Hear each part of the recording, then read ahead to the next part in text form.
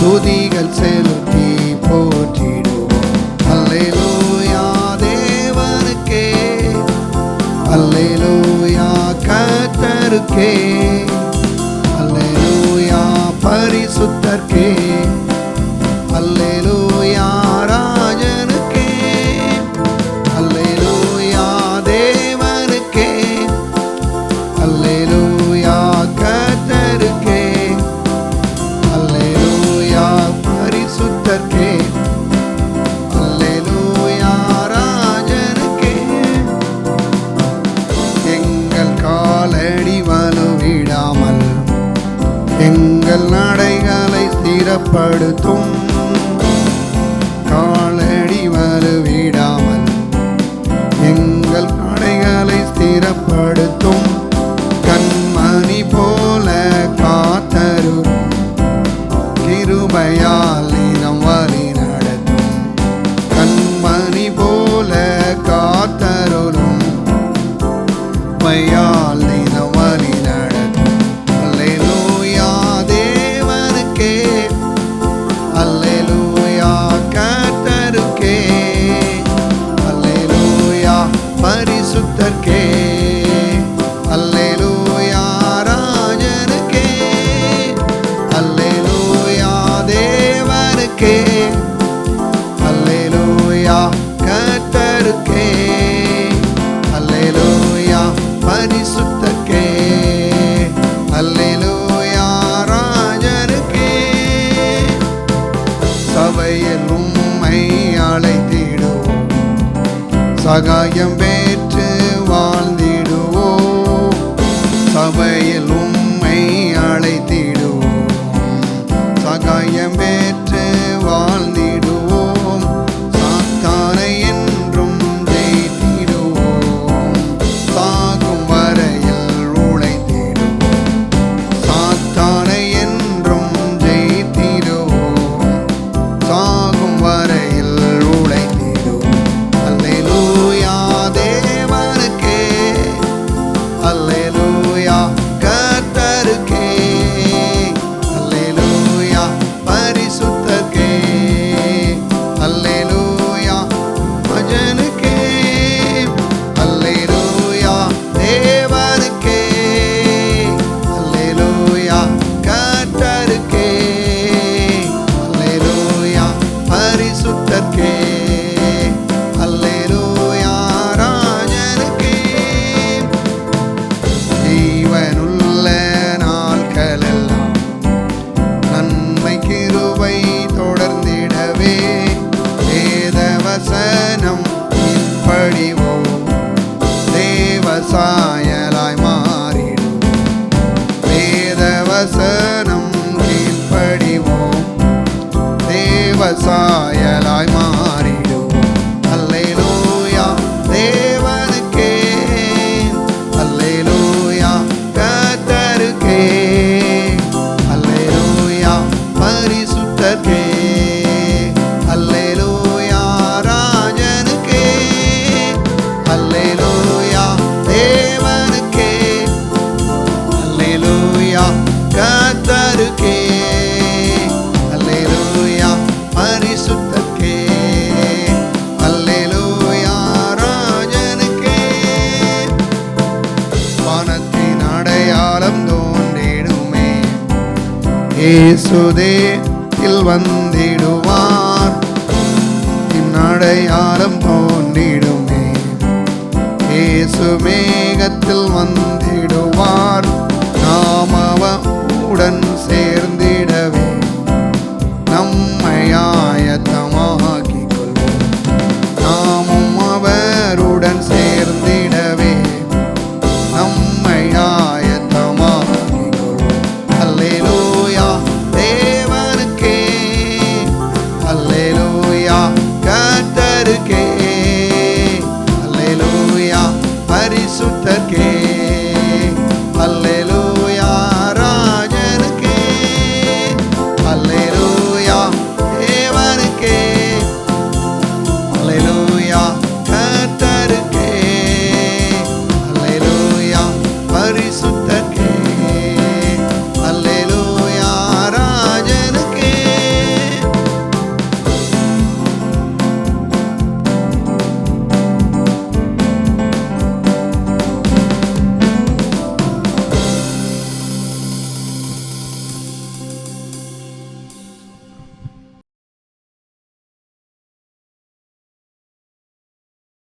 தேவன் தம்முடைய ஒரே பேரான குமாரனை விசுவாசிக்கிறவன் எவனோ அவன் கெட்டு போகாமல் நித்திய ஜீவனை அடையும்படிக்கு அவரை தந்தருளி இவ்வளவாய் உலகத்தில் அன்பு கூர்ந்தார் என்று பார்க்கிறோம். ஆண்டவராய் இயேசு நாம் ஒவ்வொருவருக்காகவும் இந்த உலகத்தில் சிலுவையில் அடிக்கப்பட்டு இரத்தத்தை சிந்தி மரித்து உயிரோடு எழுந்து ஆண்டவராய் இயேசு இன்னைக்கும் ஜீவிக்கிறார். இது வரைக்கும் யாராவது ஆண்டவராய் இயேசுவை ஏற்றுக்கொள்ளலை, இன்றைக்கி தான் நான் புதுசாக சர்ச்சுக்கு வந்திருக்கிறேன், இந்த ஆலயத்துக்கு வந்திருக்கிறேன், நீங்கள் யாராவது சொன்னீங்கன்னா உங்களை நல்வாழ்வுக்கென்று அவரை ஆண்டவராக இரட்சகராக ஏற்றுக்கொள்ளுங்கள். ஆண்டவராக இயேசுவை ஆண்டவராக ஏற்றுக்கொண்ட தேவனுடைய பிள்ளைகள் இந்த உலகத்தில் வெற்றியான ஒரு பெரிய ஆசீர்வாதமான செழிப்பான ஒரு வாழ்க்கையை வாழும்படி தேவன் நம்மை அழைத்திருக்கிறார் என்பதை நாம் ஒருபோதும் மறக்கக்கூடாது. அப்போ இப்படிப்பட்ட வெற்றியான செழிப்பான ஒரு ஆசீர்வாதமான ஒரு வாழ்க்கையை வாழ்வதற்கு நாம் ஆண்டவரோடு கூட அவருடைய வசனத்தோடு கூட நாம் ஒத்து போகணும்னா எப்படி ஒத்து போகணும் அப்படின்னா, ஒரு ஆள் என்ன நினைக்கிறாங்கன்றதை நீங்கள் எப்படி கண்டுபிடிக்கலாம்னா, அவர் என்ன பேசுகிறாருன்றதை வச்சு கண்டுபிடிச்சிடலாம் இல்லையா? உங்களை பற்றி நீங்கள் பேசிகிட்டு இருக்கீங்க, உங்களை குறித்து அவருக்கு என்ன இருக்குது அப்படின்ற கண்டுபிடிக்கணும்னா, அவர் உங்களை பற்றி என்ன பேசுகிறாருன்றதை நீங்கள் கண்டுபிடிச்சிங்கனாவே உங்களை பற்றி அவருக்கு என்ன இருக்குது, நல்ல எண்ணம் இருக்கா இல்லை தப்பான எண்ணம் இருக்கா அப்படின்றத கண்டுபிடிச்சிடலாம். அதே போல் தான் நம்முடைய தேவன் அவருடைய வார்த்தையின் மூலமாய் நாம் எப்படி இருக்க வேண்டும் என்று அவர் பேசுகிறத பார்க்குறோம். குறிப்பாக 3 யோவான் 2 பார்க்குறோம். பிரியமானவனே, எல்லோரும் எடுத்துங்க, 3 யோவான் 2 பிரியமானவனே, உன் ஆத்துமா வாழுகிறது போல நீ எல்லாவற்றிலும் வாழ்ந்து சுகமாக இருக்கும்படி வேண்டுகிறேன் என்று சொல்கிறார். பிரியமானவனே, உன் ஆத்துமா வாழுகிறது போல நீ எல்லாவற்றிலும் வாழ்ந்து சுகமாக இருக்கும்படி வேண்டுகிறேன்னு சொல்கிறார். இங்கே இதை இன்னும் சில மொழிகள் சொல்லும்போது என்ன சொல்கிறாருன்னா, பிரியமானவனே, உன் ஆத்துமா வாழுகிறது போல நீ எல்லாவற்றிலும் வாழ்ந்து செழிப்பாக இருக்கும்படி நான் விரும்புகிறேன். செழிப்பாக நல்லா பாருங்கள், சுகமாக இருக்கிறது மட்டும் இல்லாமல் அவர் என்ன சொல்கிறாரு, செழிப்பாகவும் நம்ம என்ன செய்யலாமா இருக்கலாமா. ஏன்னா செழிப்பாக இருக்கிறது செழிப்பும் சுகமும் ரெண்டும் ஒன்றோட சார்ந்தது தான். ஆவிக்குரிய ஒரு செழிப்பு தான் என்னது, நல்ல ஒரு ஜெபிக்கக்கூடிய, நல்ல வேத வசனத்தை வாசிக்கக்கூடிய, நல்ல கர்த்தருடைய ஆராதனையை பங்கெடுக்கக்கூடிய, கர்த்தருடைய ஊழியங்களை செய்யக்கூடிய ஒரு செழிப்பு தான் எதுனா ஆவிக்குரிய வாழ்வு, ஆவிக்குரிய செழிப்பு. அதே போல் நம்முடைய சரீரத்தில் ஒரு செழிப்பை கர்த்தர் கட்டளை வச்சிருக்கிறார். என்ன செழிப்பு? அதுனா சுகம், ஆரோக்கியம், பலன், நீடி ஆயுள், இதெல்லாம் சரீர செழிப்பு.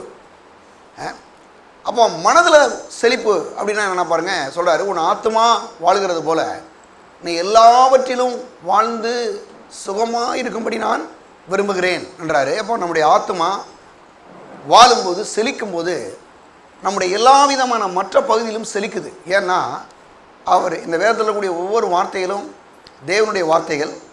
அவர் என்ன நம்மளை குறித்து நினைக்கிறார்ன்றதை இந்த வேத புத்தகத்தில் என்ன பண்ணியிருக்கார், எழுதி வைத்திருக்கிறார். என்ன சொல்லப்போனால் நம்மளை குறித்து ஒரு டைரியில் எழுதியிருப்பார்னா அது இந்த டைரி தான், அவருடைய டைரி இது தான். இன்னும் அவரை பற்றி சொல்லப்போனால் அவர் நம்மளை குறித்து ஒரு உயில் எழுதி வச்சுருப்பார்னா அந்த உயில் இது தேவனுடைய இந்த வார்த்தை தான், அந்த வேத புத்தகம் தான். அப்போ நம்மளை குறித்து அவர் என்ன நினைக்கிறாரு, நம்ம எப்படி இருக்கணும்னு விரும்புகிறாருன்றதை பற்றி பார்க்கணுன்னா வேதம் தான் அதுக்கு ஆதாரம். வேதத்தில் சொல்லப்பட்டிருக்கு, பிரியமானவனே, உன் ஆத்துமா வாழுகிறது போல நீ எல்லாவற்றிலும் வாழ்ந்து செழிப்பாக இருக்கும்படி நான் சுகமாக இருக்கும்படி நான் என்ன செய்கிறேன், விரும்புகிறேன். அவருடைய விருப்பம்லாம் நல்ல சுகமாக இருக்கணும், நம்ம செழிப்பாக இருக்கணும், அதுதான் அவருடைய விருப்பம். அது மட்டும் இல்லாமல் நாம் ஏன் அப்படி சுகமாக இருக்கணும், நம்ம ஏன் செழிப்பாக இருக்கணும் அவர் விரும்புகிறாருன்னா, நம்ம எல்லாருமே தேவனுடைய பிள்ளைகளாக இருக்கிறோம். யோவான் 1:12 சொல்லுது, அவருடைய நாமத்தின் மேல் விசுவாசம் உள்ளவர்களாய் அவரை ஏற்றுக்கொண்டவர்கள் எத்தனை பேர்களோ அத்தனை பேர்களும் தேவனுடைய பிள்ளைகளாகும்படி தேவன் அவர்களுக்கு அதிகாரம் கொடுத்தார். அப்போ நம்ம என்றைக்கு ஆண்டவராக இயேசுவை ஆண்டவர் என்று ஏற்றுக்கொண்டோமோ அன்னைக்கே நம்ம எல்லோரும் யாருங்க, தேவனுடைய பிள்ளைகளாக இருக்கிறோம். இன்றைக்கி நம்ம எல்லோரும் தேவனுடைய பிள்ளைகள் தான். நீங்கள் நேற்று ரட்சிக்கப்பட்டிருந்தால் கூட யார் தான், நீங்கள் தேவனுடைய பிள்ளைகள் தான். அப்போ வேதம் சொல்லுது ரோமரில், நாம் பிள்ளைகளானால் சுதந்திரமாமே. நாம் பிள்ளைகள்னால் கண்டிப்பாக ஆண்டோடைய எல்லா விதமான ஆஸ்திகளுக்கும் ஆசீர்வாதங்களுக்கும் யாராக இருக்கோம், சுதந்திரவாளிகளாக இருக்கிறோம்.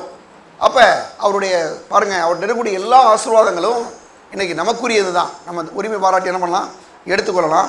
எப்படி இந்த ஆசீர்வாதங்கள் நமக்கு வந்துச்சு, ஆண்டவராக இயேசு கிறிஸ்து நமக்காக சிலுவையில் அடிக்கப்பட்டு இரத்தத்தை சிந்தி மரித்து உயிரோடு எழுந்து அவர் இன்னைக்கும் ஜீவிக்கிறாரு. யாரெல்லாம் ஆண்டவராக இயேசுவை நீரே என்னுடைய ஆண்டவர், உம்மை ஆண்டவராக ஏற்றுக்கொள்கிறேன், என் பாவத்தை எல்லாம் மன்னித்தருள் ஆண்டவரே, என்னுடைய என்னை உடைய பிள்ளையாக ஏற்றுக்கொள்ளும் என்று யாரெல்லாம் அழைக்கிறாங்களோ எல்லாருமே யார் தான்? தேவனுடைய பிள்ளைகள் தான். இப்போ நம்ம தேவனுடைய பிள்ளைகள் என்ற அந்த அதிகாரத்தை, உரிமை உடையவர்களாய் நாம் இருக்கிறோம். பாருங்கள், அவருடைய எல்லா விதமான ஆசீர்வாதங்களுக்கும் எல்லா விதமான ஆஸ்திகளுக்கும் நாம் பங்காளர்களாய் நாம் இருக்கிறோம். அப்போ இப்படிப்பட்ட இந்த ஆசீர்வாதத்தையும் இந்த உரிமைகளையும் நாம் உடையவர்களாக இருக்கும்போது பாருங்கள், நம்ம என்ன பண்ணுறோம்? இந்த வானத்தையும் பூமியும் உண்டாக்கின தேவாதி தேவன் நம்முடைய தகப்பனாக இருக்கிறார். நாம் அவருடைய பிள்ளைகளாக இருக்கிறோம். அப்படி இருக்கிறதுனால அவருடையதெல்லாம் யாருடையது? நம்முடையது இல்லையா? அது மட்டும் இல்லாமல் அவர் ராஜாதி ராஜாவாக இருக்கிறார். அந்த ராஜாதி ராஜா சொல்கிறாரு, நீங்களாம் என் பிள்ளைகளாக இருந்தீங்கன்னா நீங்கள் யாரா? ராஜாக்கள் தான். எடுங்க 1 தீமோத்தேயு எடுங்க 6ஆம் அதிகாரம் 15-16 வசனங்களுக்கு போவோம். 15-16. ஒருவராய் சாவாமை உள்ளவரும் சேரக்கூடாத வழியை வாசம் பண்ணுகிறவரும் மனுஷரில் ஒருவரும் கண்டிராதவரும் காணக்கூடாதவருமாய் இருக்கிறவர், அவருக்கே கனமும் நித்திய வல்லமையும் உண்டாயிருப்பதாக. ஆமேன். இவ்வுலகத்தில் ஐஸ்வர்யமுள்ளவர் இருமாப்பான சிந்தையுள்ளவர்களாய் இராமல் நிலையற்ற ஐஸ்வர்யத்தின் மேல் நம்பிக்கையை வையாமலும் நாம் அனுபவிக்கிறதுக்கு சகலவித நன்மைகளையும் நமக்கு சம்பூர்ணமாய் கொடுக்கிற ஜீவனுள்ள தேவன் மேல் நம்பிக்கை வைக்கவும். நாம் அனுபவிக்கிறதுக்கு சகலவிதமான என்ன கொடுக்குறாராம்? பாருங்க, சகலவிதமான நன்மைகளையும் சம்பூர்ணமாய் நமக்கு என்ன செய்கிறாராம்? கொடுக்குறார். அப்போ நல்ல ஒரு விஷயத்தை நம்ம புரிஞ்சுக்கணும். பாருங்கள், 15ஆம் வசனம் கூட சொல்லுது, அந்த பிரசமாவுதலை தேவன் தம்முடைய காலங்களில் வெளிப்படுத்துவார். அவரே நித்தியாந்தம் உள்ள ஏக சக்கராதிபதியும் ராஜாதி ராஜாவும் கத்தாதி கத்தாவுமாக இருக்கிறார். அவர் ராஜாதி ராஜா, அவர் கத்தாதி கத்தா. அவருடைய பிள்ளைகளாகிய நாம் ஒவ்வொருவரும் பாருங்கள் என்ன எப்படி இருக்கிறோமா? அவரே பாருங்கள் கனமும் நித்திய வல்லமையும் அவருக்கே உண்டாயிருப்பதாக. அது மட்டும் இல்லாமல் 17ஆம் வசனம் சொல்லுது, நாம் அனுபவிற்கு சகலவிதமான நன்மைகளையும் சம்பூர்ணமாய் கொடுக்கிறவர். அவர் ராஜாதி ராஜா. அவருடைய பிள்ளைகளாகி நாம் எல்லாருமே யாராக இருக்கிறோம்? ராஜாக்களாக இருக்கிறோம். வேதம் சொல்லுது, நம்மளை ஒவ்வொருவரையும் ஆண்டவர் என்ன பண்ணியிருக்காராம்? ராஜாக்களாயும் ஆசாரியர்களும் ஆக்கியிருக்கிறார். வேதம் எடுங்க, ஒரு வசனத்துக்கு போவோம். வெளிப்படுத்தல் விசேஷம் 1ஆம் அதிகாரம் 6ஆம் வசனம் பாருங்கள். நம்மிடத்தில் அன்பு கூர்ந்து தமது ரத்தத்தினாலே நம்முடைய பாவங்களை நம்மை கழுவி தம்முடைய பிதாவாகிய தேவனுக்கு முன்பாக நம்மை ராஜாக்களும் ஆசாரிகளும் ஆக்கின அவருக்கே மகிமையும் வல்லமையும் என்னென்றைக்கும் உண்டாயிருப்பதாக. பாருங்கள் என்ன சொல்கிறாரு? அதாவது நம்மிடத்தில் அன்பு கூர்ந்து தமது இரத்தத்தினாலே நம்முடைய பாவங்களை நம்மை கழுவி தம்முடைய பிதாவாகிய தேவனுக்கு முன்பாக நம்மை ராஜாக்களும் ஆசாரிகளும் ஆக்கின அவருக்கு மகிமையும் வல்லமையும் என்னென்றைக்கும் உண்டாயிருப்பதாக. என்ன சொல்கிறாரு? அவருடைய பிதாவாகிய தேவனுக்கு முன்னால் நம்ம ஆண்டவர் என்ன பண்ணியிருக்கிறார்? ராஜாக்களாயும் ஆசாரியர்களும் ஆக்கியிருக்கிறார். 1 தீமோத்தேயு சொல்கிறாரு. ஏன்னா தீமோத்தேயுல பார்க்கும்போது அவர் ராஜாதி ராஜா, ஆனால் நம்மளை என்ன பண்ணியிருக்கார்? ஆண்டவர் ராஜாக்களாயும் ஆசாரியர்களுமாய் ஆக்கியிருக்கிறார். அப்போ அந்த ராஜாக்களாயும் ஆசாரியர்களுமாய் ஆக்கியிருக்கிற நம்ம எப்படி இருக்கணும்னா ராஜா மாதிரி பேச கற்றுக்கணும். பேசுகிறது ரொம்ப பேருக்கு பார்த்தீங்கன்னா என்ன பண்ணுவாங்கன்னா, ஞாயிற்றுக்கிழமைக்கு நல்லா வசனம் கேட்கும்போது நல்லா விசுவாசத்தோடு பேசுகிறாங்க. திங்கக்கிழமைக்கு சில பிரச்சனை வந்தோன்னா பாருங்கள் எல்லாம் அப்படியே ஆப்போசிட்டாக பேசுகிறது. பிசாசு பாருங்கள் சில பிரச்சனை என்னத்தையாவது கொண்டு ஏதாவது சில மனுஷர்களோ சில எல்லாம் வரும்போது அப்படியே கேட்டெல்லாம் விட்டுட்டு வேற எதை பேசிடுறது. எந்த சூழ்நிலையில் நம்ம எப்படி பேசணும்னா அந்த ராஜாக்களாய் ஆசாரியர்களைப் போல நம்ம என்ன செய்யணுமா? பேச வேண்டும். பாருங்கள், ஒரு நாள் ஒரு ராஜாவுக்கு பாருங்கள் ஒரு சின்ன பையன் இருந்தானா, சின்ன ஒரு குட்டி பையன். அவன் பாருங்கள் திடீர்னு எங்கே வெளியில் போய் ஸ்கூலுக்கோ எங்கேயோ போயிட்டு வரும்போது என்ன பண்ணுறான்னா பாருங்கள், ஒரு மாதிரி ரொம்ப ஒரு கஷ்டப்படுற ஒரு ஏழை பையன். அவன் கூட அவனுக்கு ரொம்ப நட்பு வந்துருச்சான், ஃப்ரெண்ட்ஷிப் ஆகிட்டான், ரொம்ப ஃப்ரெண்ட் ஆகிட்டான். ஒரு நாள் அவன் கூட பேசுவான், அவன் கூட பழகுவான். அப்படியே போயிட்டு இருக்கும்போது அவன் ரொம்ப ஏழை பையன். உடனே ஒரு நாள் இவன் என்ன பண்ணானா பாருங்கள், ராஜாட்ட அப்பாட்ட சொன்னானா, அப்பா அவன் ரொம்ப கஷ்டப்படுறான், ஆனால் அவன் ரொம்ப நல்ல பையன், அவனை நம்ம அரண்மனைக்கு நான் கூப்பிட்டு வரவா, நம்ம வீட்டில் நம்ம வச்சுக்கலாமா அப்படின்னு கேட்டானா. உடனே அவர் யோசிச்சு சொன்னாராம், ஐயோ இவன் ராஜா பையன், அவன் ஒரு கஷ்டப்படுற ஒரு ஏழை பையனாக இருக்கானே, அவன் வந்து எப்படி இந்த அரண்மனையில் வந்து இவ்வளோ பெரிய காரியங்கள்லாம் வந்து எப்படி அவன் இருப்பான்றப்ப யோசித்தாரான். சரி பரவாயில்ல, ஒரே ஒரு மகன் விரும்புகிறான், அவனை கூட்டு வரணும் வருவான், உடனே கூட்டு வாண்டாரான்.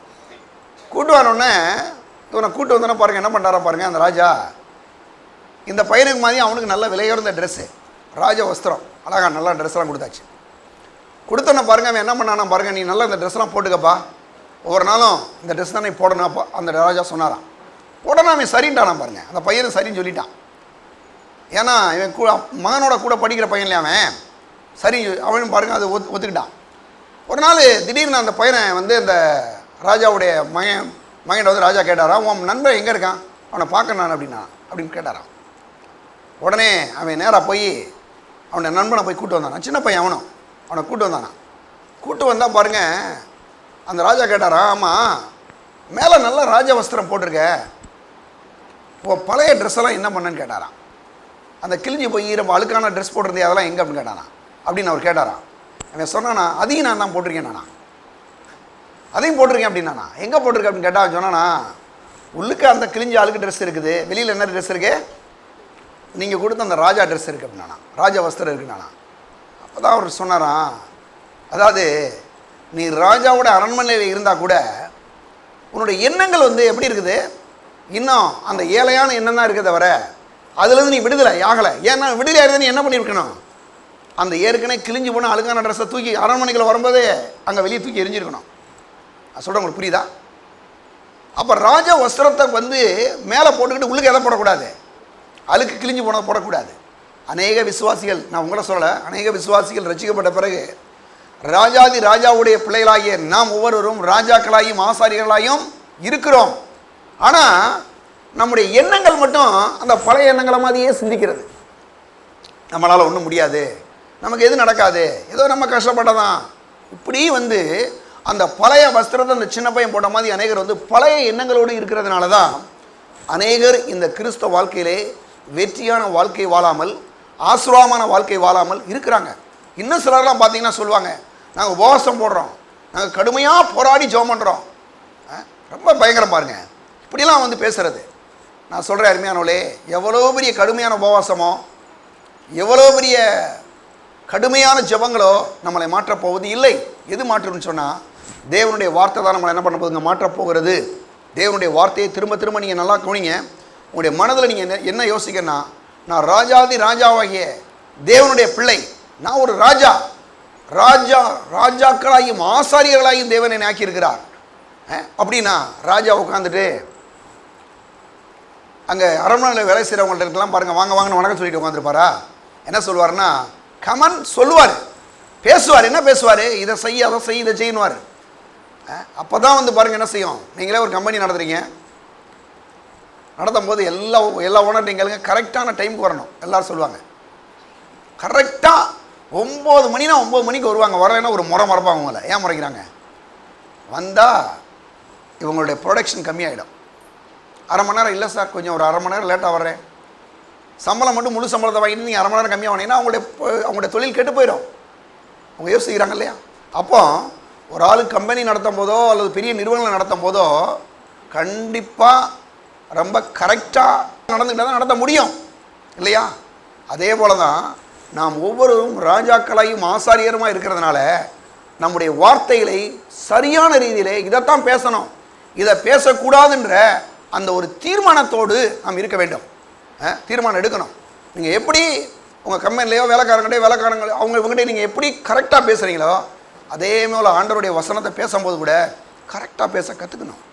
நம்ம வாட்டுக்கு பாருங்கள் என்னதாவது பேசிடக்கூடாது, நம்ம வாட்டுக்கு ஏதாவது பேசக்கூடாது பாருங்கள். அப்போ என்ன பேசணும்னா எடுங்க ஒரு வசனத்து போவோம். பிரசங்கி 8ஆம் அதிகாரம் 8:4 சொல்கிறாரு, ராஜாவின் வார்த்தை எங்கேயோ அங்கே அதிகாரம் உண்டு, நீர் என்ன செய்கிறீர் என்று அவனுக்கு சொல்லத்தக்கவன் யார்? ஒரு ராஜான்னா அவர் எப்படி இருப்பார், அதிகாரத்தோடு பேசுவார். என்ன அதிகாரம்னா பாருங்கள், என்ன அதிகாரம் அங்கே சொல்கிறாரு, ராஜாவின் வார்த்தை எங்கேயோ அங்கே அதிகாரம் உண்டு. ஆண்டவராக இயேசு கூட இந்த உலகத்தில் வரும்போது ஒரு ராஜா மாதிரி பேச ஆரம்பித்தார். ஒவ்வொரு விஷயத்தையும் அவர் கையாளும் போது ராஜா பாருங்கள் எப்படி ஒரு ராஜா இருப்போனா அதே மாதிரி தான் அவர் என்ன பண்ணார், ராஜ வார்த்தையில் கரெக்டாக பேசினார். நான் சொல்கிறேன், நம்ம ஒவ்வொருவரும் நம்முடைய ஆத்மால நம்முடைய மனது மறுரூபமாகிறது மட்டும் இல்லாமல் செழிப்பான எண்ணங்களை உடையவர்களாக இருக்கிறது மட்டும் இல்லாமல் கரெக்டாக செழிப்பான வார்த்தைகளை பேசும்படி கற்றுக்கொள்ளணும். பாருங்கள், தருத்திரத்தையும் வியாதியையும் பிரச்சனைகளையும் பேசுகிறத நிப்பாட்டிட்டு என்ன பண்ணணும்னா, எது நமக்கு தேவையோ என்ன செய்யணும், அதை தான் பேசணும். நாம் ஒவ்வொருவரும் தேவனுடைய பிள்ளைகளாக இருக்கிறோம்.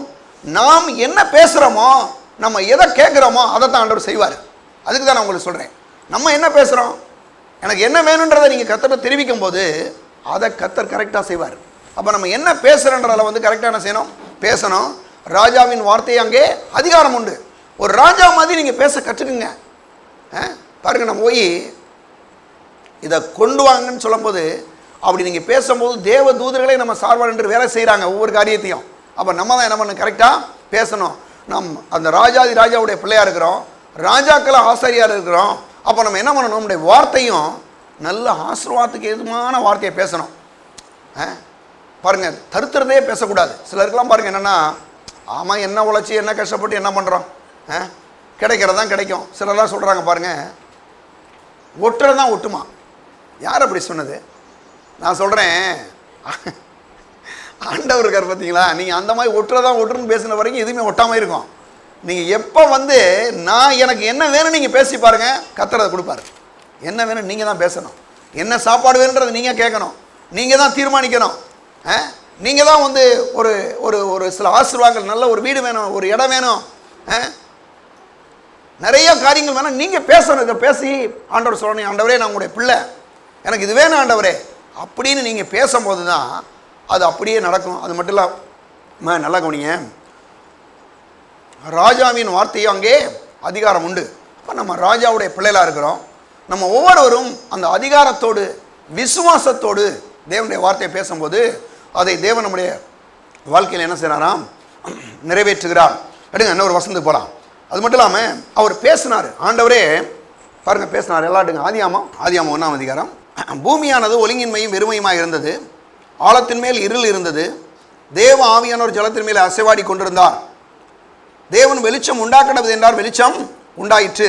6ஆம் வசனம், பின்பு தேவன் ஜலத்தின் மீதிலே ஆகாய விரிவு உண்டாக்கடவது என்றும் அது ஜலத்தின்று ஜலத்தை பிரிய கடவுது என்றும் சொன்னார். நல்ல கவனிங்களேன், வெளிச்சம் உண்டாகனா வெளிச்சம் உண்டாகுது, வானம் உண்டாகனா வானம் உண்டாகுது, பூமி உண்டாகனா பூமி உண்டாகுது. எல்லாமே அவர் பேசினாரை தவிர வேறு எதுவுமே சில பேசினார். அந்த பேசினதை அப்படியே நடக்குது. ஒழுங்கின்மை வெறுமை இருள் இந்த பூமியில் இருக்கு.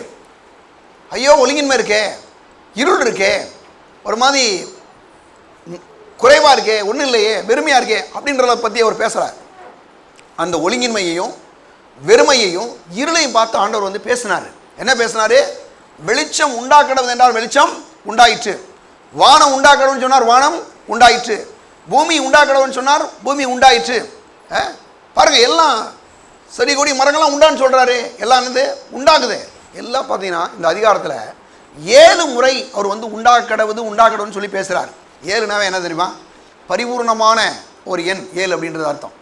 பேத்தில் பார்க்கும்போது அந்த 7ன்றதே கிட்டத்தட்ட அது பரிபூர்ணத்தை குறிக்கக்கூடிய ஒரு ஒரு ஒரு நம்பர். என்ன அவர் என்ன சொல்கிறாரு? 7 முறை பேசுகிறாரு. என்ன பேசுகிறாருன்னா, உண்டாக்கடவுது என்றார். சொல்லிக்கிட்டே இருக்கிறாரு. அவர் சொல்ல சொல்ல அது ஆகுது.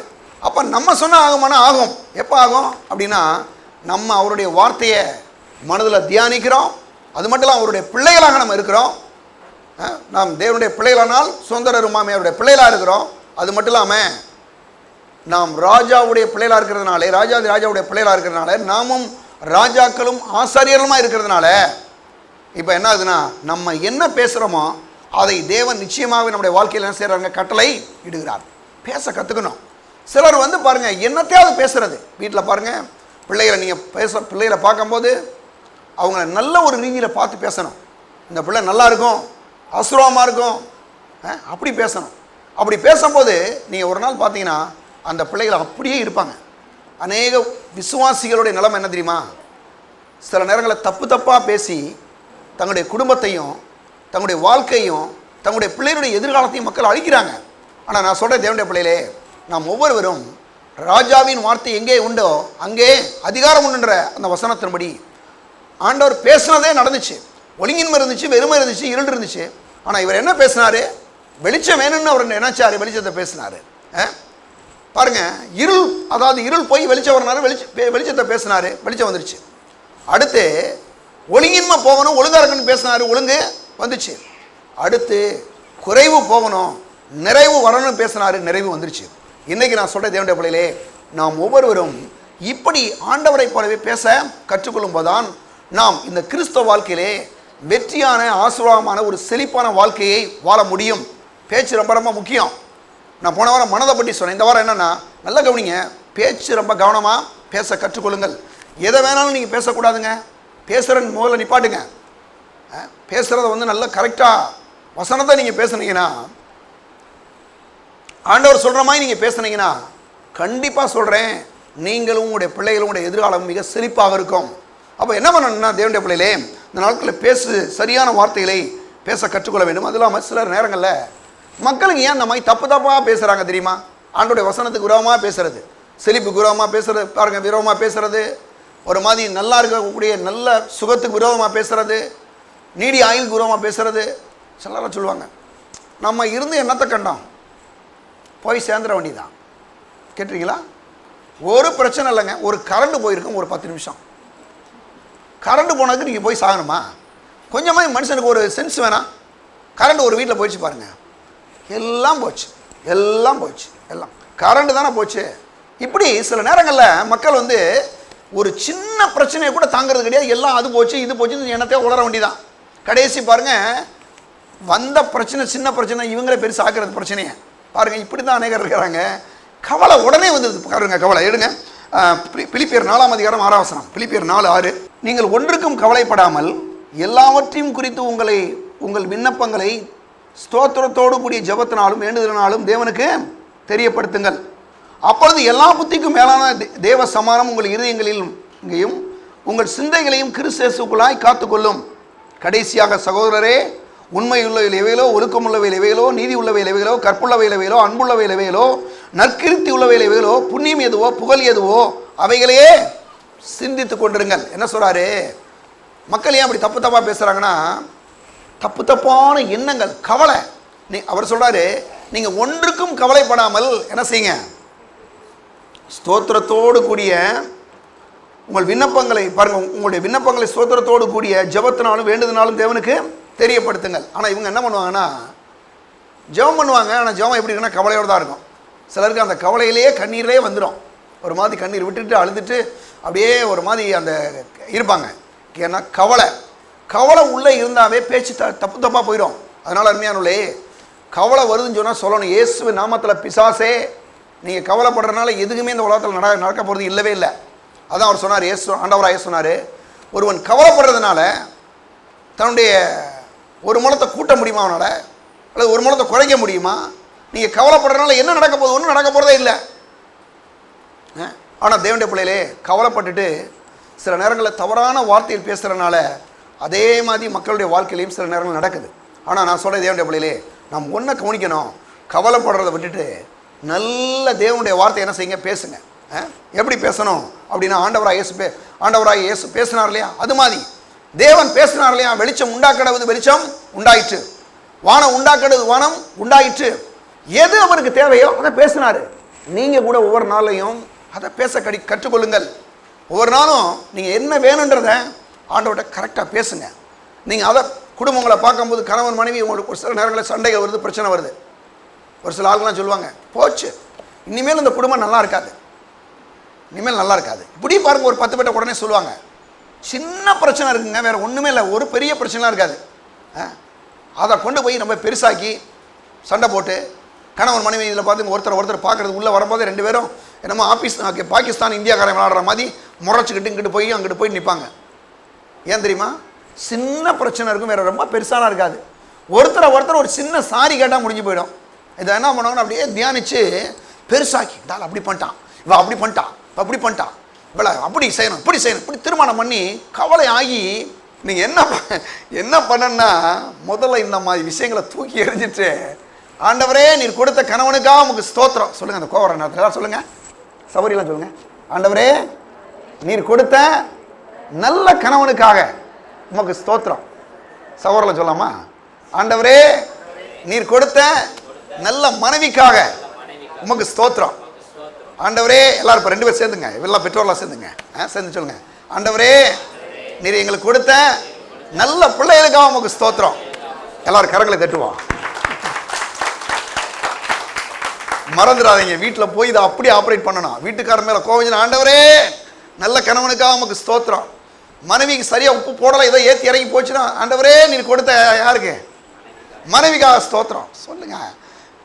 சில நேரங்களில் மக்கள் என்ன பண்ணுறது, சின்ன சின்ன பிரச்சனைலாம் பெருசாக்கி கலவரத்தை உண்டாக்கி நைட்டு பூரா தூங்காமல் உக்காந்து, சிலர் இங்கே வந்து தூங்குறது, அங்கே தூங்காமல். ஏன் நான் சொல்கிறேன் அருமையானவளே, எல்லாத்தையும் அந்த கவலையெல்லாம் தூக்கி போட்டுட்டு என்ன வேணுமோ அதை பேசுங்க, கற்றுக்கொள். அதை பேசுவீங்கன்னா கண்டிப்பாக உண்டாகும். எடுங்க, இன்னும் ஒரு வசனத்துக்கு போகலாம். மத்தேயு சுவிசேஷம் எடுப்போம், 16ஆம் அதிகாரம் 19வது வசனத்தை எடுத்துக்கொள்வோம். பரலோக ராஜ்யத்தின் திறவுகளை நான் உங்களுக்கு தருவேன். உலகத்தில் நீங்கள் எதை கட்டுகிறது எதுவோ அது பரலோகத்தில் கட்டப்பட்டிருக்கும். உலகத்தில் நீங்கள் கட்டவிழ்ப்பது எதுவோ அது பரலோகத்திலே கட்டவிழ்க்கப்பட்டிருக்கும். வாயில் இப்போ என்ன பண்ணலாமா, நமக்கு வந்து ஒரு அதிகாரத்தை ஆண்டவர் கொடுத்துருக்காராம். நம்ம ஒவ்வொருவருக்கும் அதிகாரம் கொடுத்துருக்கிறார். இப்போ நம்ம என்ன பண்ணணுமா, உலகத்தில் நீங்கள் எதை கட்டுவீர்களோ அது பரலோகத்தில் என்ன பண்ணணும், கட்டப்பட்டிருக்கும். சில நேரங்களில் உங்களுடைய குடும்பங்களையோ உங்களுடைய தொழில்களையோ ஏதோ ஒரு சில நேரங்களில் பிரச்சனை உண்டாகுது.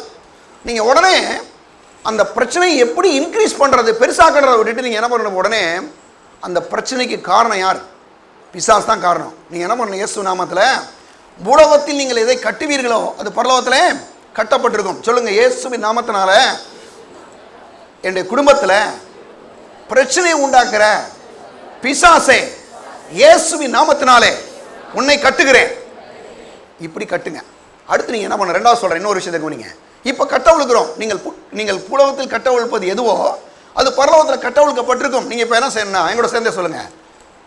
சொல்லுங்கள், ஆண்டவராக இயேசு நாமத்தினாலே பூலோகத்திலே நான் எதை கட்டவிழ்ப்பேனோ அது பரலோகத்திலும் கட்டவிழ்க்கப்பட்டிருக்கும் என்ற நம்முடைய வார்த்தையின்படி எங்களுடைய குடும்பத்தில் சந்தோஷத்தையும் சமாதானத்தையும் ஆசீர்வாதத்தையும் சகலவிதமான நன்மைகளையும் இயேசுவின் நாமத்தினாலே கட்டவிழ்த்து விடுகிறேன்.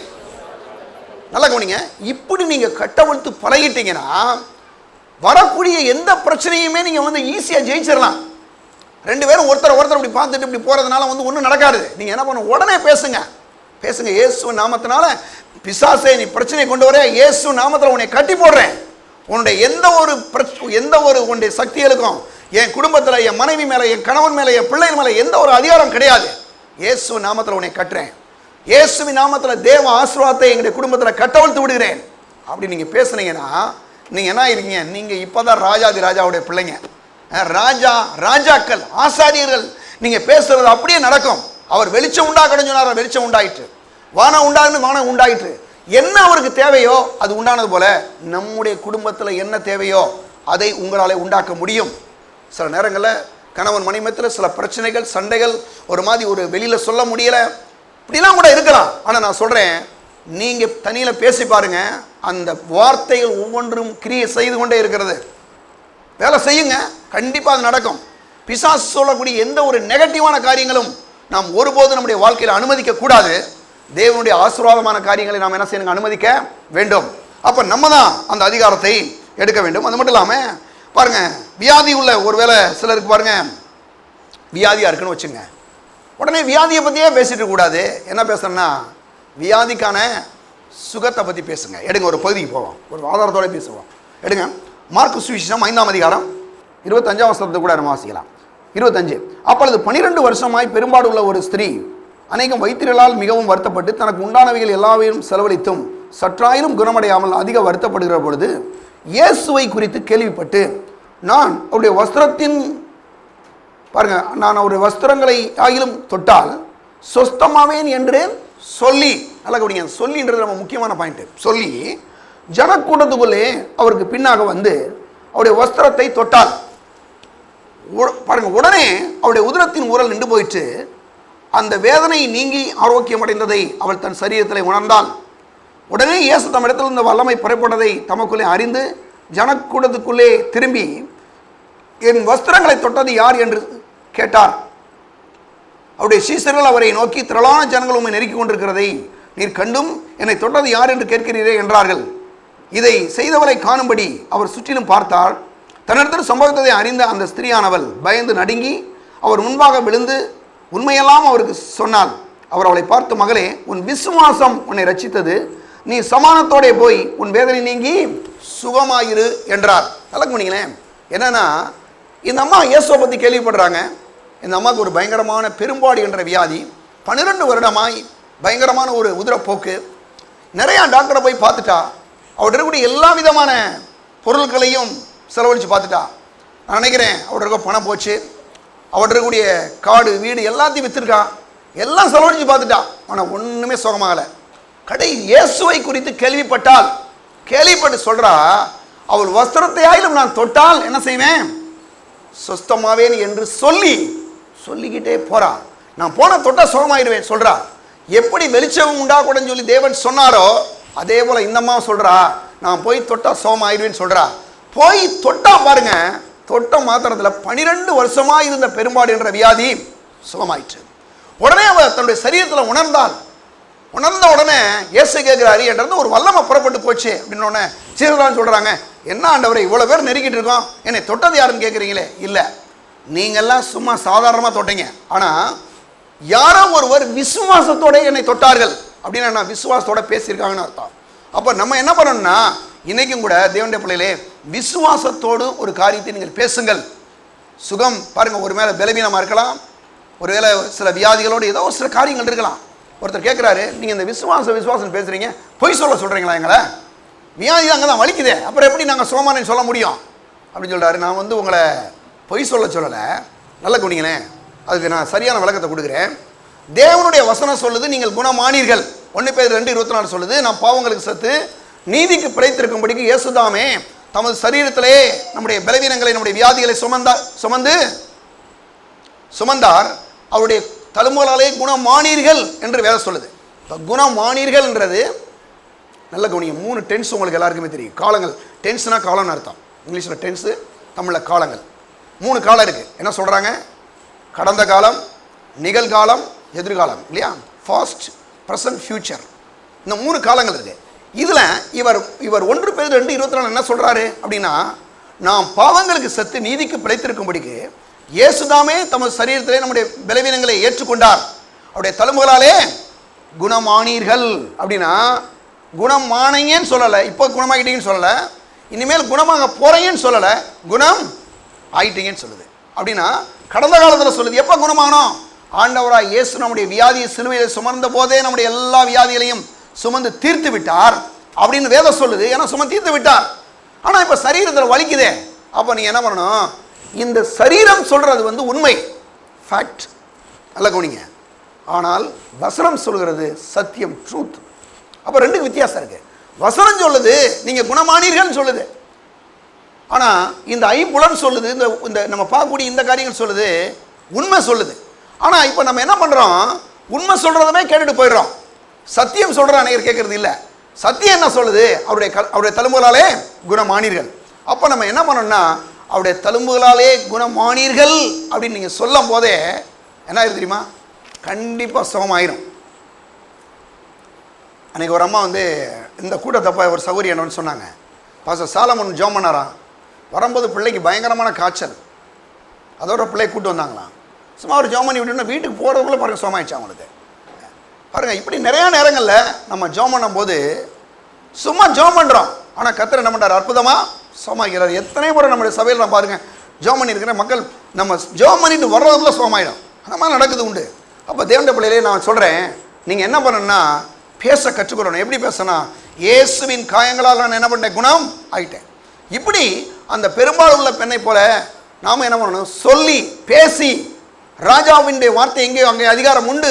ஏசு சொன்னார் பாருங்க, வெளிச்சம் உண்டாக்கடு. தேவன் சொன்னார் பாருங்க, வெளிச்சம் உண்டாக்கடு, வெளிச்சம் உண்டாயிடு.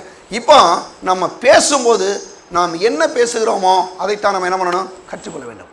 எதை பேசணுமோ, எது உங்களுக்கு ஆசீர்வாதம் அதை பேசுங்க. இல்லைன்னா பேசாமல் நம்ம வாட்டுக்கு இருந்துட வேண்டியதான், அமைதியாக. தேவனுடைய பிள்ளைகளை நம்ம அந்த சுகத்தை பேசுவோம். அது மட்டும் இல்லாமல் கடைசி என்ன ஒரு வார்த்தை மட்டும் சொல்லி முடிச்சிடலாம். எடுங்க, நான் சங்கீதம் 103 அதிகாரம் 3 வசனத்திலிருந்து 5 வசனம் வரைக்கும் நான் வாசிக்கிறேன்.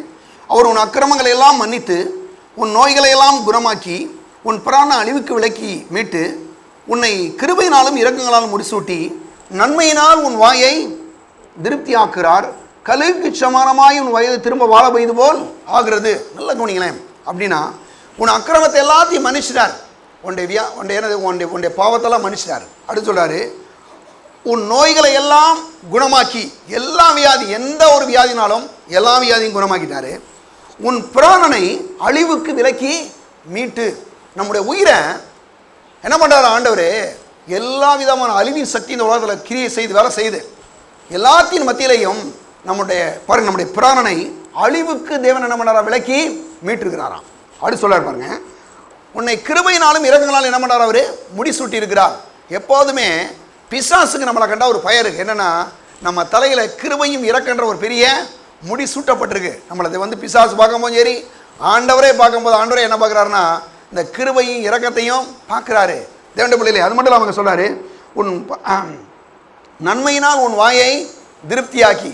நம்முடைய வாயை நன்மையினால் என்ன பண்ணுறாரா? அவர் திருப்தி ஆக்குறாராம். நல்ல சாப்பாட்டுனால மட்டும் இல்லை, உன் வாயை நன்மையினால் திருப்தியாக்கி.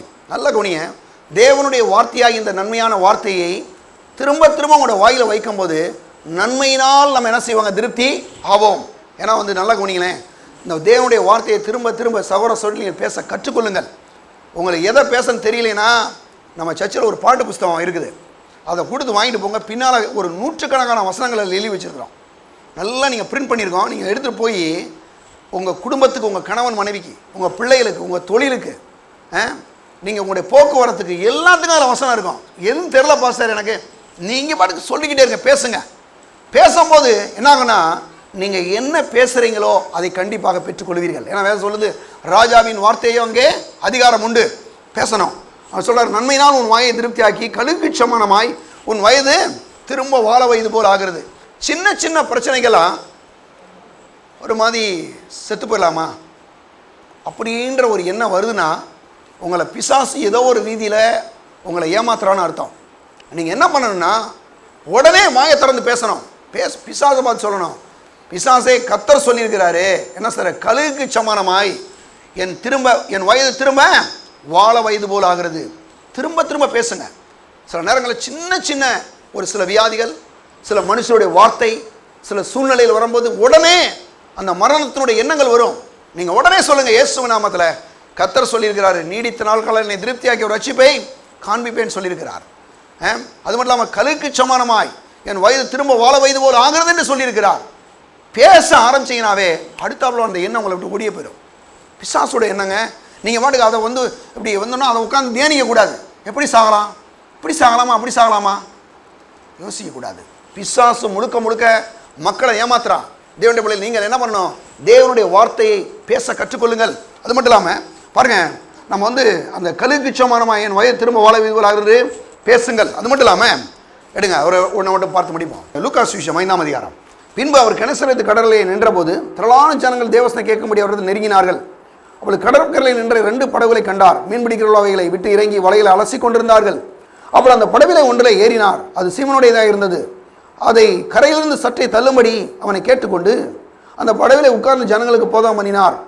அவர் போதகம் பண்ணி முடித்த பின்பு சீமோனை நோக்கி ஆழத்திலே தள்ளி கொண்டு போய் மீன்களை பிடிக்கும்படி உங்கள் வலைகளை போடுங்கள் என்றார். நல்ல கவனிங்க, ஆதியாகமம் 1ஆம் அதிகாரத்தில் வெளிச்சம் உண்டாக்கடவது என்றார் சொன்னார்ல, அதே வார்த்தையை இங்கே சொல்றாரு, வலைகளை போடுங்கள் என்றார். அப்ப அவர் சொல்லிட்டாரு போடுங்கன்னா, அப்ப என்ன பண்ணிடணும், நம்ம போட்டுறணும். நல்ல கவனிங்க, அவருடைய வார்த்தையை நம்பி விசுவாசிக்கணும். அதுக்கு சீமோன் ஐயரே, ராம் முழுவதும் நாங்கள் பிரயாசப்பட்டும் ஒன்றும் அகப்படவில்லை, ஆகிலும் உம்முடைய வார்த்தையின்படியே வலையை போடுகிறேன் என்றான். நல்ல கவனிங்க, அவர் என்றான்றாரு. இவன் சொல்றான் என்னது, நான் போய் வலையை போடுறேன்னு என்றான். என்ன சொல்றான், பகல் முழுதும் நாங்கள் இரவு முழுதும் பிரயாசப்பட்டோம், ஒரு மீன் கூட கிடைக்கல. இது உண்மை, ஆனால் நீர் சொல்றது சத்தியம். என்ன சொல்றீங்க, வலையை போடு அப்படின்னு சொல்றீங்க. அங்க சொல்றாரு பாருங்க, உம்முடைய வார்த்தையின்படியே வலையை போடுகிறேன். பாருங்க பாருங்க என்னது, ஆங்கிலும் உடைய வார்த்தையின்படியே வலையை போடுகிறேன் என்றான். அப்ப என்ன பண்றான், ஆண்டவர் கூட இவன் பேசுறான். ஆண்டவர் பாருங்க 5ஆம் அதிகாரத்தில் 4ஆம் வசனத்தில் அவர் பேசுறாரு. 5ஆம் அதிகாரம் 5ஆம் வசனத்தில் இப்போ யார் பேசுறது, பேதுரு பேசுறான். என்ன பேசுறான், உம்முடைய வார்த்தையின்படியே வலையை போடுகிறேன் என்றான். அப்போ நம்ம என்ன பண்ணுறோம், அந்த வார்த்தை வந்து முதல்ல செய்யுது. அவன் செய்கிறதுக்கு முன்னாலேயே, வலைய போடுறதுக்கு முன்னாலேயே என்னது, முதல்ல வார்த்தையை பேசுகிறாங்க. ஆண்டவர் அதான் செய்கிறாரு, பேதுரும் அதான் செஞ்சான். நான் சொல்கிறேன், நீங்களும் நானும் சில ஆசீர்வாதங்கள் வருவதற்கு முன்னால் நாம் பேச கற்றுக்கொள்ள வேண்டும். பேசும்போது நாம் என்ன பேசுகிறோமோ அதை கண்டிப்பாக பெற்றுக்கொள்ளுவோம். அங்கே அது மட்டும் இல்லாமல் அந்தப்படியே அவர்கள் செய்து தாங்கள் வலை கிழிந்து போகத்தக்கதாக மீதியான மீன்களை பிடித்தார்கள். நல்ல குடிங்க, வார்த்தையை பேசினார் அவரு. நல்ல குடிங்க, ஆண்டவராக இயேசு வார்த்தையை பேசுகிறாரு. 5ஆம் அதிகாரம் 4ஆம் வசனத்தில், 5ஆம் அதிகாரம் 5ஆம் வசனத்தில் பேதுரு பேசுகிறான். 5ஆம் அதிகாரம் 6ஆம் வசனத்தில் அது அப்படியே என்னத்துங்க நிறைவேறுகிறது. அப்போ நீங்கள் ஒன்றை புரிஞ்சுக்கணும், நீங்கள் தேவனுடைய வார்த்தையை பேசுவீர்களே ஆனால், தேவனோடு கூட ஒத்து பேசுவீர்களே ஆனால், நீங்கள் எதை விரும்புகிறீர்களோ அதை கண்டிப்பாக என்ன பண்ண முடியுங்க, பெற்றுக்கொள்ள முடியும். இப்போ பொருளாதாரன்றது கையில் காசே இல்லை, அந்த நேரம் தான் பாருங்க இல்லாத புலமெல்லாம் வரும். என்ன செய்ய போகிறோமோ, அவனுக்கு காசு கொடுக்கணும், இவனுக்கு காசு கொடுக்கணும், அதை பண்ணணும், இதை பண்ணணும் அப்படின்னு யோசிச்சுட்டு இருக்க நேரத்தில் நான் சொல்கிறேன், நீங்கள் சொல்லுங்கள், அவருடைய வார்த்தை சொல்லுது, என் தேவன் தம்முடைய மகிமையின் ஐஸ்வரியத்தின்படி கிறிஸ்து இயேசுக்குள் என் குறையெல்லாம் நிறைவாக்குகிறார். ஏன் சந்திப்பார்னா, அவர் பகல் பாருங்க, இரவு நேரத்திலேயே அவங்க மீன் பிடிச்சி அகப்படலை அங்கே மீன் அந்த கடலில். ஆண்டவர் பகல் நேரத்தில் அங்கே கிடைக்கும்படி செய்து 2 படகு அமலத்தக்கதாக என்ன செய்யாருங்க, நிரப்பி கொடுத்தார் தேவன். இன்னைக்கும் அதே தேவன் நம்மோடு கூட இருக்கிறார். அவர் யெகோவா ஈரே, அவர் எல்ஷடாய், அவர் போதுமானவருக்கும் அதிகமான தேவன். நம்முடைய தேவைகள் எழும்புவதற்கு முன்பாக நம்முடைய தேவையை சந்திக்கிறவர். அப்போ என்ன பண்ணணும்னா, நம்ம பேசும்படி கற்றுக்கொள்ளணும். வியாபாரம் இல்லைன்னா வியாபாரம் இல்லை, வியாபாரம்னு ஊரெலாம் போய் சொல்லக்கூடாது. என்னது நான் சொல்கிறேன், நிறைய வியாபாரிகளாக உட்காந்துருக்கிறீங்க. வியாபாரம்ன்றதும் நீங்கள் வச்சுக்கணும். ஆண்டவர்கிட்ட என்ன சொல்லணும், இன்றைக்கி வியாபாரம் இல்லை, கொஞ்சம் போய் இன்றைக்கி வியாபாரம் இல்லை, பிள்ளைகள் வந்து வியாபாரம் இல்லை, அப்புறம் முகத்தை காமிக்கும் போது வியாபாரம் இல்லாமல் சோர்வோட உட்காந்துருக்காது இருக்காங்க. வியாபாரம் இல்லாத நேரத்தில் தான் சொல்லணும், ஏன் தேவன் தம்முடைய மகிமையின் ஐஸ்வரியத்தின்படி கிறிஸ்து இயேசுக்குள்ளின் குறையெல்லாம் நிறைவாக்குகிறார். நீங்கள் பேசணும்.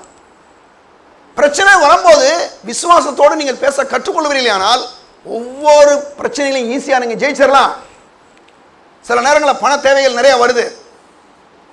இந்த வாரம் இந்த மாதம் வீட்டு வாடகை கொடுக்கணும், கையில் காசே இல்லை அப்படின்னு நீங்கள் ஒரு சூழ்நிலை இருந்துச்சுன்னா நீங்கள் சொல்லுங்கள், என் தேவன் தம்முடைய மகிமையின் ஐஸ்வரியத்தின்படி கிறிஸ்து இயேசுக்குள்ளின் குறையெல்லாம் நிறைவாக்குகிறார்.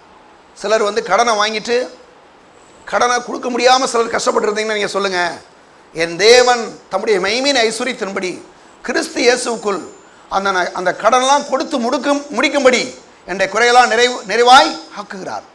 நான் சொல்கிறேன், நீதிமான் என்ன செய்கிறானா, வாங்கின கடனை திரும்ப செலுத்துறானா. யார்? நம்மளாம் யார்? நம்மளாம் யார் சொல்லுங்கள், திரும்ப சொல்லுங்கள். நீதிமான்கள். நம்ம எல்லாரும் நீதிமான்கள். வாங்கின கடனை நம்மளமா யோக்கியமாக கட்டுறதுக்கு ஆளே கிடையாது. நம்மளை கரெக்டாக பேங்குக்காரங்களாம் கூப்பிடணும். நம்மளை பார்த்து நாம் ஒரு காரியத்தை வாங்கி என்ன பண்ணுறோம், சரியாக செலுத்துகிறோம். நான் சொல்கிறேன், இன்னைக்கு கூட தேவனுடைய பிள்ளைகளே, எங்கேயாவது கடன் வாங்கியிருந்தீங்கன்னா நான் உங்களுக்கு சொல்கிறேன், நீங்கள் வாங்க வேண்டாம். வாங்கி இருந்தீங்கன்னா நீங்கள் வாங்கின கடனை முதல்ல கொடுங்க. கொடுத்தீங்கன்னாவே நிறைய ஆசீர்வாதத்தை தேவன் கொடுப்பாரு, நிச்சயமாக கொடுப்பாருங்க. அடைக்கப்பட்ட வாசல்கள் திறக்கப்படும். ஏன்னா வேற சொல்லுது, நீதிமான் இறங்கி கடன் கொடுக்கிறான். அது மட்டும் இல்லாமல் நீதிமான் வாங்குறதை செலுத்துகிறான், கொடுக்குறான். செய்யும் போது மற்ற எல்லாம் தானாக வந்து சேரும். நம்ம வந்து பாருங்கள், ஆண்டவருக்குள்ளே ரொம்ப ஜென்டலாக இருக்கிறோம். சிலர்லாம் பாருங்கள் அப்படிலாம் இருக்கிறதில்ல. ஆனால் நான் சொல்கிறேன், இந்த சபைக்கு வர்றவங்க ரொம்ப ஜென்டலாக நடந்துங்க. ஏன்னா நீங்கள் ராஜாதி ராஜாவுடைய பிள்ளைங்க, நீ ராஜாக்கள். அந்த மாதிரி நடந்து கொள்ளும்போது பாருங்கள், அதை தேவன் ஆசீர்வதிக்கிறார். நம்முடைய பொருளாதாரங்களை ஆசீர்வதிக்கிறார். நம்முடைய சமானத்தை தேவன் கொடுக்கிறார். ஒன்று மட்டும் வாசித்து முடிச்சிடுவான். 2 வசனங்கள் இருக்குது, அது மட்டும் வாசித்து முடிச்சு அடுங்க. ஏசாயா 53:5 சொல்கிறாரு, நம்முடைய வீர நிமித்தம் அவர் அடிக்கப்பட்டார், நம்முடைய அக்கிரம நிமித்தம் அவர் நொறுக்கப்பட்டார், நமக்கு சமானத்தை உண்டு பண்ண ஆக்கினை அவர் மீது வந்தது, அவருடைய காயங்களால் குணமாற. அப்போ சமானத்தை தேவன் நம்ம கொடுக்குறார். சில நேரங்களில் குழப்பம் இருக்குது, சில நேரங்களில் கவலை வருது. நீங்கள் சொல்லுங்கள், அவர் என்னுடைய சமானத்தின் தேவன், என் சமானக்காரர். எடுங்க ரோமர்கள் நிருபம் 5ஆம் அதிகாரம் 1ஆம் வசனம். நாம் விசுவாசத்தினாலே நீதிமானாக்கப்பட்டிருக்கிறபடியினால் நம்முடைய கர்த்தராகிய இயேசு கிறிஸ்து மூலமாய் தேவனிடத்திலே சமானம் பெற்றிருக்கிறோம். சமானம், குடும்பத்தில் சண்டை பிரச்சனை சொல்லணும், நான் தேவனுடைய சமானத்தை பெற்றிருக்கிறேன். பிசாசே, உன்னுடைய குழப்பத்துக்கு, உன்னுடைய பிரச்சனைகளுக்கு, உன்னுடைய சண்டைகளுக்கு இந்த வீட்டில் எந்த ஒரு அதிகாரமும் இல்லை. இயேசுவின் நாமத்தில் உடைய குழப்பத்தை எடுத்துகிட்டு வெளியில் போ அப்படின்னு பேசுங்க. எடுங்க 2 கொரிந்தியர் 5ஆம் அதிகாரம் 17ஆம் வசனம். சீக்கிரம் எடுங்க. இப்படி இருக்க ஒருவன் கிறிஸ்துவுக்குள் இருந்தால் புது சிருஷ்டியாக இருக்கிறான். பழையவைகள் எல்லாம் ஒளிந்து போயின, எல்லாம் புதிதாயின. பழைய காரியங்கள் எல்லாம் போயிடுச்சு. இப்போ யாராக இருக்கிறோம்? நம்ம புது மனுஷனாக இருக்கிறோம். அது மட்டும் இல்லாமல் நீதிமொழிகள் சொல்றார் 10ஆம் அதிகாரம் 22ஆம் வசனத்தில், கர்த்தரின் ஆசீர்வாதமே ஐஸ்வரியத்தை தரும், அதனுடைய வேதனையை கூட்டார். நல்லா பாருங்க, கர்த்தருடைய ஆசீர்வாதமே ஐஸ்வரியத்தை தரும், அதனோட வேதனையை கூட்டார். கர்த்தர் பணத்தை கொடுக்குறாருன்னா அதனால ஒரு பிரச்சனையும் வரவே வராது. நம்ம ஆட்கள் என்ன சொல்லுவாங்கன்னா, பணம் வந்துச்சுன்னா நமக்கு வியாதி வந்துடும், அந்த பணம் வந்துச்சுன்னா நமக்கு வந்து பெருமை வந்துடும், நமக்கு பணம் வந்துச்சுன்னா சில பிரச்சனை வந்துடுவாங்க. கிடையவே கிடையாது. வேதம் சொல்லுது, கர்த்தருடைய ஆசீர்வாதமே ஐஸ்வரியத்தை தரும், அதனுடைய வேதனையை கூட்டார். அப்போ நான் சொல்கிறேன் தேவனுடைய பிள்ளைகளே, பணம் எவ்வளோ வந்தாலும் ஒரு நாள் நமக்கு பெருமை வரப்போகிறது இல்லை. பணம் வந்தால் ஒரு நாள் நம்ம வந்து அப்படி ஆகிடுவோம் இப்படி நினைக்கக்கூடாது. பணம் எவ்வளோ வந்தாலும் யார் கொடுக்கறது? கர்த்தருடைய ஆசீர்வாதம். கர்த்தருடைய ஆசீர்வாதமே ஐஸ்வரியத்தை தரும், அதனுடைய வேதனையை கூட்டார். அப்போ நல்லா கவனிங்க, பணத்தை நீங்கள் எந்த அளவுக்கு வந்தாலும் நீங்கள் ஒன்று விசுவாசிக்கணும், எவ்வளோ பணம் வந்தாலும் சரி, ஒரு நாளும் நான் எனக்கு பெருமை வரப்போகிறது கிடையாது, எனக்கு வியாதியும் வரப்போகிறது இல்லை. ஒரு ஆள் சொல்கிறார் பாருங்க, கார் வாங்கினா சார் சுகர் வந்துடும் அப்படின்னாரு. இதெல்லாம் எங்கிட்ட இவங்க கண்டுபிடிச்சாங்கன்னா எனக்கே புரியல. பாருங்க, கார் வாங்கினா சுகர் ஒன்று அவனை கான்டாக்ட் பண்ணி விட்டுருக்கான். பிசாசு எதான் அநியாயம் பாருங்க. நான் சொல்கிறேன், நல்லா பாருங்கள், மக்களுக்கு சில நேரங்களில் இந்த பிசாசு இப்படிப்பட்ட எண்ணங்கள்லாம் போட்டு விட்டுருது. நான் சொல்கிறேன், நீங்கள் எத்தனை கார் வாங்கினா உங்களுக்கு சுகர் வரணும் அவசியம் இல்லை. புரியுதா? நீங்கள் எவ்வளவு பணம் வச்சுருந்தாலும் உங்களுக்கு பெருமை வரணும் அவசியம் இல்லை. ஏன்னா வேதம் சொல்லுது, கர்த்தருடைய ஆசீர்வாதமே ஐஸ்வரியத்தை தரும், அதனுடைய வேதனையை கூட்டார். அப்போ என்ன புரிஞ்சுக்கிறோன்னா, நல்ல இந்த நாட்களில் பேச கற்றுக்கொள்ளுங்கள். என்ன பேசணும்னா, ராஜாவின் வார்த்தை எங்கே உண்டு அங்கே அதிகாரம் உண்டு. திரும்ப திரும்ப பேசுங்க. பொருளாதார தேவையா சொல்லுங்கள், என் தேவன் தம்முடைய மகிமையின் ஐஸ்வரியத்தின்படி கிறிஸ்தேசுகளின் குறையெல்லாம் நிறைவாக்குறார். சமானமா, இதோ சமானத்தை வைத்து போகிறேன், இந்த உலகம் கொடுக்குற பிரகாலம் அல்ல, என்னுடைய தேவ சமானத்தை உனக்கு கொடுக்கிறேன். சமானத்தை பற்றி பேசுங்க. வியாதியை பிசாசு கொண்டு வருதா? இயேசுவின் காயங்களால் குணமானீர்கள் என்று வேதம் சொல்லுது, நான் குணமானேன். பேசுங்க. நீங்கள் என்ன பேசுகிறீர்களோ கண்டிப்பாக பெற்றுக்கொள்வீர்கள். என்னன்னா, நாம் எல்லாரும் ராஜாதி ராஜாவாகிய தேவனுடைய பிள்ளைகளாய், ராஜாக்களாய், ஆசாரியர்களாய் தேவன் நம்மை ஆக்கியிருக்கிறார். ராஜாவின் வார்த்தை எங்கே உண்டு அங்கே விடுதலை உண்டுன்னு சொல்றாரு. நம்ம என்ன பேசுகிறோமோ அதை பெற்றுக்கொள்கிறோம். கர்த்தர் உங்களை ஆசீர்வதிப்பார். ஜாமண்ணா எல்லாரும் எழுந்து நிற்போம். பரலோக பிதாவே உம்மை துதிக்கிறோம். ஆண்டவராக இயேசு நாமத்தில் ராஜாவின் வார்த்தை எங்கே உண்டு அங்கே விடுதலை உண்டு என்று வாசிக்கிறோமே. இந்த நாட்களில் எங்களை ராஜாக்களும் ஆசாரியர்களும் ஆக்கியிருக்கிறபடியால் உம்மை துதிக்கிறோம். உம்முடைய வார்த்தைகளை பேசி ஆண்டவரே இந்த உலகத்தில் வரக்கூடிய ஒவ்வொரு காரியங்களையும் ஜெயிக்கும்படி ஆவியானவரே நம்முடைய பிள்ளைகளுக்கு நீர் உதவி செய்தபடியால் உம்மை ஸ்தோத்திரிக்கிறோம். பிரச்சனையை பேசாமல் பிரச்சனைக்கான பதிலை தேவனுடைய வார்த்தையின் மூலமாய் பேசி நம்முடைய பிள்ளைகள் வெற்றி பெறும்படியாக, அவர்கள் ஆசீர்வதிக்கப்படும்படியாக நாங்கள் ஜெபிக்கிறோம். நீர் அப்படி செய்ததற்காக நன்றி. இயேசுவின் நாமத்தில் ஜெபிக்கிறோம் பிதாவே. ஆமென்.